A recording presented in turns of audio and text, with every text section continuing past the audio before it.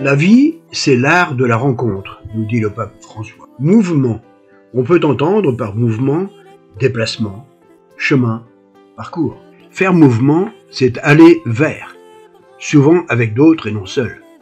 C'est s'ajuster pour cheminer, découvrir, se retrouver, donner une suite à quelque chose, avoir un but. Un mouvement n'est pas statique et demande même parfois un effort physique, intellectuel, spirituel. Il montre une direction, une route, un but. Parfois même un changement de direction, une autre façon de voir, d'entreprendre, de redonner un sens à un idéal. Le mouvement peut comporter une attitude, comme un geste, un regard, une expression, une bienveillance, un sourire.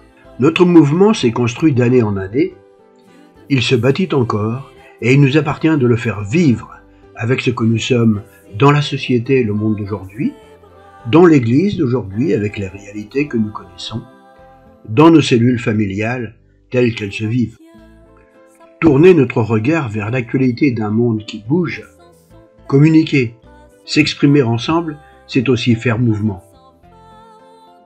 Ces déplacements me permettent d'aller à la rencontre de l'autre et de le recevoir comme prochain, et non pas étranger ou étrange. Chrétien, plongé dans l'Écriture pour voir comment Jésus va à la rencontre de l'autre, de tous les autres. Par notre baptême, nous appartenons à la grande famille des chrétiens.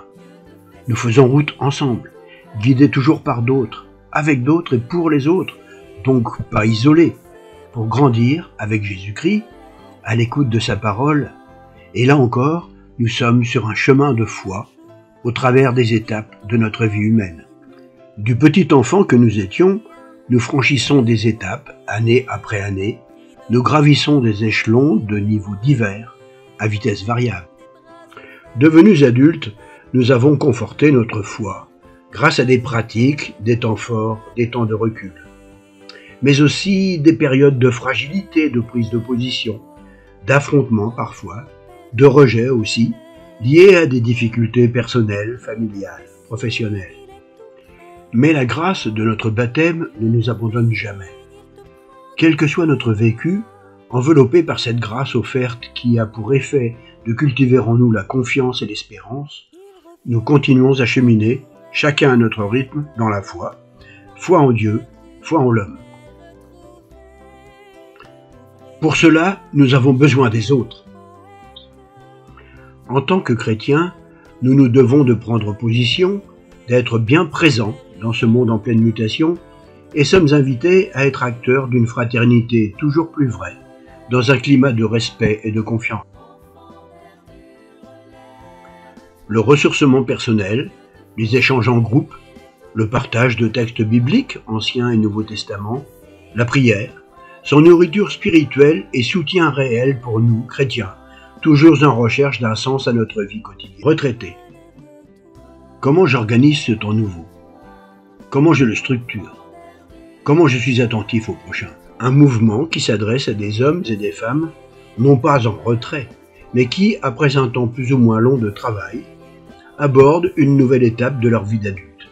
La retraite, une chance pour celles et ceux qui franchissent cette nouvelle étape, mais aussi l'âge du questionnement, de l'inquiétude, de l'angoisse, de la fragilité, de la solitude liée à la vieillesse, au grand âge, aux amis qui disparaissent.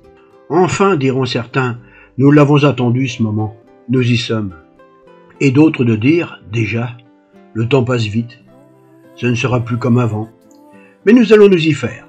Du temps pour nous, de nouveaux horaires, moins d'obligations, de trajets, d'horaires à tenir, de collègues à croiser. Parfois aussi des réflexions, des interrogations, des regrets aussi, comme moins de rencontres, plus ou moins d'amis, moins de contacts, d'échanges, etc. Que vais-je faire de ce temps? Quel choix dans ce nouvel emploi du temps? Il y a la famille, les enfants, petits-enfants, les voyages, tous les loisirs. Ne serait-ce pas aussi un temps pour soi qui nous est donné, pour se reprendre, se ressourcer, recréer des liens ou en tisser de nouveaux? Où aller? Quand on est retraité et que l'on cherche des réponses aux questions que l'on se pose, sur le sens de sa vie, sur l'engagement du chrétien dans l'Église et la société, sur les faits d'actualité qui nous inquiètent près de nous et dans le monde, sur la présence de Dieu dans notre histoire, dans notre propre vie, autour de nous. Où aller? Au mouvement chrétien des retraités, bien sûr. Au MCR, on échange sur toutes ces questions et l'on peut y trouver des réponses. Le MCR, c'est tout d'abord un lieu ouvert à tous, un lieu d'accueil et d'écoute. Un lieu de rencontre où le dialogue s'établit, la parole est libre.